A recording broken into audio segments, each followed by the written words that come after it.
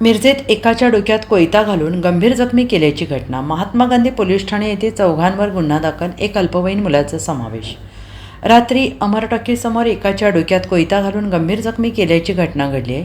अकीब नौशाद जमादार, वय वर्ष 33, राहणार शिवाजी रोड, कच्ची हॉलजवळ गंभीर जखमी झालेल्या तरुणाचे नाव असून त्याच्यावर खासगी रुग्णालयात उपचार सुरू आहेत.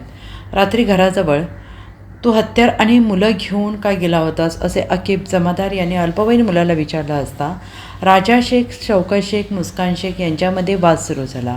अल्पवयीन मुलाने कोयता घेऊन अकीब जमादार याच्या डोकीत मारून त्यांना गंभीर जखमी केल्याप्रकरणी रुखसाना अकीब जमादार, वय वर्ष 33 यांनी महात्मा गांधी पोलीस ठाणे येथे तक्रार दिली असून चौघांवर गुन्हा दाखल करण्यात आलेला आहे. त्यामध्ये अल्पवयीन मुलाचा समावेश आहे. या प्रकरणी राजू शेख याला महात्मा गांधी पोलिसांनी ताब्यात घेतलेलं असून पोलीस तपास अधिक सुरू आहे.